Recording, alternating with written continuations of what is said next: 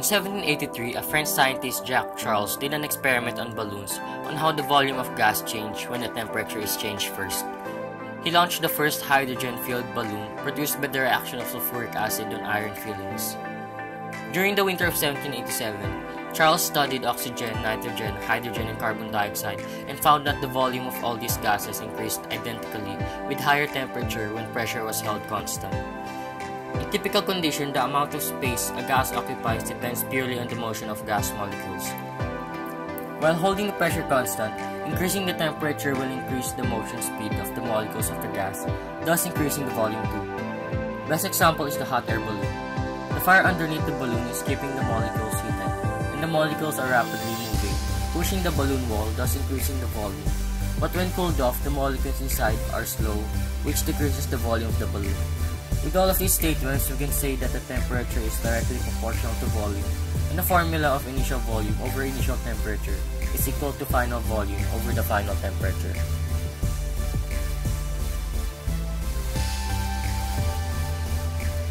Example number 1. A gas occupies a volume of 400 cm3 at 0 degrees Celsius and 780 millimeters of mercury. What volumes in liters will it occupy at 80 degrees Celsius and 780 millimeters of mercury? First, let's have a given. Initial volume with 400 cm3, initial temperature with 0 degrees Celsius, final temperature with 80 degrees Celsius. We're looking for final volume. Then, convert all temperature to absolute temperature or convert all degrees Celsius or Fahrenheit to Kelvin. Look at initial temperature. We have given 0 degrees Celsius. Then we need to convert it by Kelvin by adding 273 Kelvin. 0 degree Celsius plus 273 K is equals to 273 Kelvin. Also in the final temperature, we have given 80 degrees Celsius. Then we need to convert it by Kelvin by adding 273 Kelvin. We can get a sum of 273 plus 80 is equals to 353 Kelvin. This law, the volume and temperature is directly proportional to each other. We can derive a formula as B sub 1 or initial volume over T sub 1 or initial temperature is equal to B sub 2 or final volume over T sub 2 or final temperature. Since we're looking for B sub 2 or final volume, we can have an equation as B sub 2 is equals to B sub 1 times T sub 2 over T1. We can simply substitute all the given in a formula. So, V sub 2 is equal to 400 cm3, which is initial volume, times 353 Kelvin, which is final temperature, divided by 273 Kelvin, which is initial temperature. Multiply 400 cm3 by 353 Kelvin, then divide by 273 Kelvin.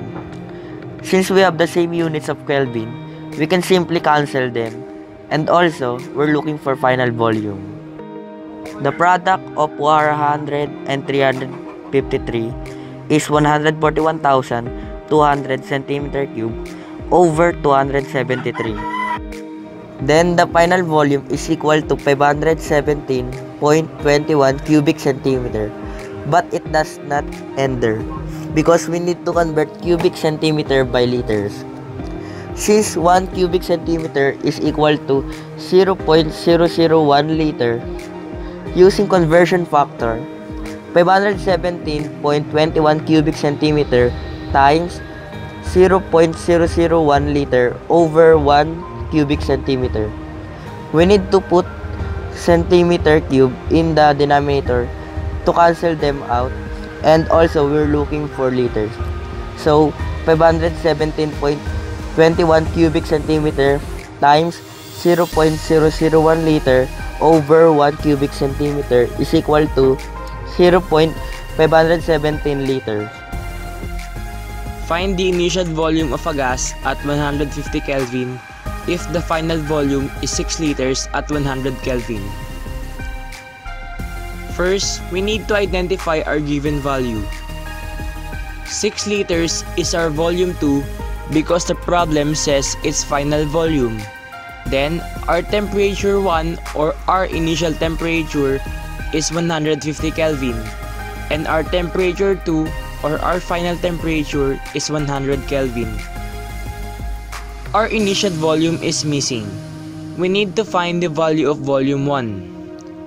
Our equation to solve this problem is V sub 1 over T sub 1 equals V sub 2 over T sub 2, or V sub 1 equals T sub 1 multiplied to V sub 2 all over T sub 2. Just simply substitute the given values to the equation so that V sub 1 is equals to 150 Kelvin multiplied to 6 liters, then divide to 100 Kelvin. And then, we will get an answer that is V sub 1 equals 9 liters. According to the problem, a sample of oxygen occupies a volume of 160 diameter cube at 91 degrees Celsius.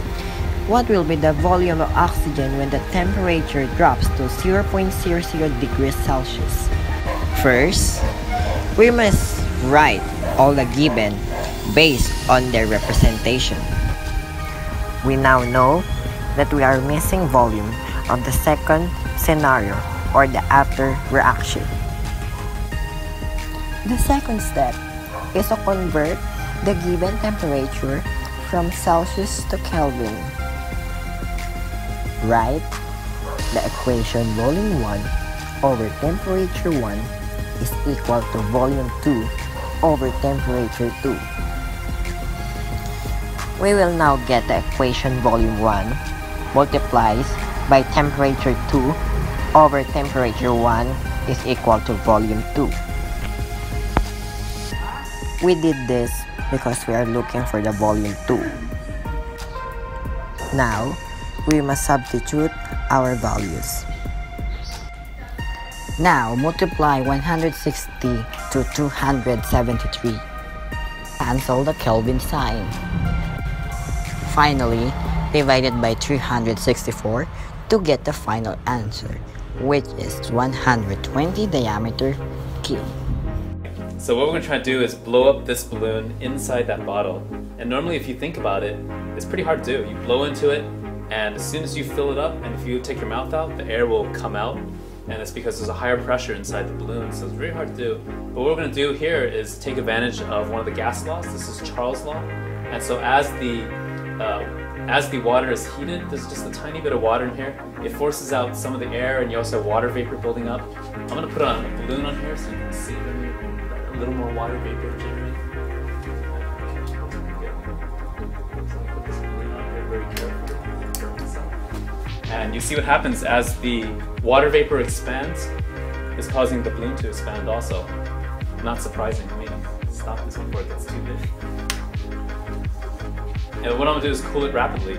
And think about, I'll explain what's going to happen in a second, but I'll show you first. So let's take this out and cool it rapidly.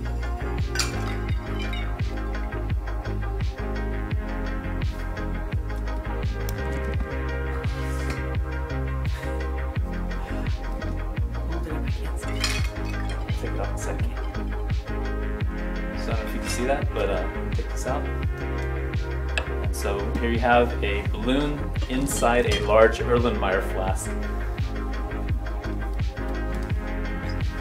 And so what's happened is as you force some, so as the water boils, you force out some of the air particles, so you have a little bit less air in there.